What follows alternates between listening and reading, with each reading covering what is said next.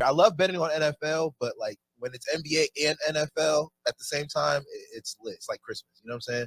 So as we look ahead to, the start of the season, I wanted to know, what are some of your favorite markets to bet on, or like your favorite props to pay attention to at the start of the season? Because I know, I think we had talked about this, but there's kind of like different phases of the season. I feel like in the beginning of the season, everybody just kind of like ready to prove themselves, especially the young guys or the guys who are in new roles. You know what I'm saying? Everybody's like ready to go out there and go hard. And then towards the middle of the season, you kind of start to see drop-offs, or you start to see things that like, you don't even know what you're seeing. And then towards the end of the season, right before playoffs, either those teams that are out of it, they're just out of it. And the teams who are like fighting, they're still fighting. But what are some of your, when we focus on the first, quarter of the season, what are some of your favorite markets or some of your favorite props to pay attention to? Yeah, man. So this brings a smile to my face. I can talk to you about this all day, right?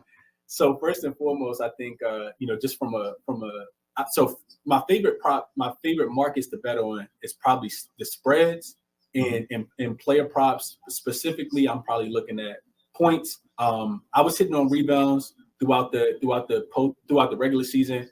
The postseason I kind of drifted away from that after I lost a couple, because the one thing I don't like to do is I don't like to lose, right? So yeah. I might have a lean on a prop that that didn't cash the day before, and might not even play it the next day, just to kind of see how things are, right? Mm-hmm.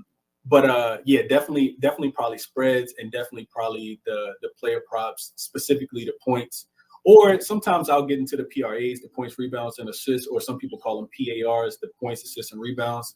If I think a player is just going to dominate the game in general. But and kind of like what you mentioned already, Mesh, I think a big part of it is just like, you got to evaluate the portion of the season for what it is, right? Like, this team isn't going to come out and is this team historically coming out and dominating in the beginning of the season, right? I talked about, when we were chopping it up earlier, I kind of talked about like these players, especially the older players, kind of it takes them a while to get into a rhythm, right? It takes them a while to get into a routine. But then on the opposite hand, you got these young teams that's going to be hungry, right? Like, they going hungry to prove that they supposed to be in the league, hungry to prove that they can fit into this system. They still going to be, I think teams are going to come into the season not knowing what their full rotation is. So they're trying to get rotation, right? They're trying to get rotational minutes and not be that guy that's sitting on the bench, right? So preseason is important because, it shows the coach that you can trust me, right? Like, I need to be the guy that's getting those 8 minutes off the bench. When you pulling Steph Curry out, right? Or when you pulling LeBron James out, whoever the case might be. So a lot of it'll be, probably props, but also some sides as well.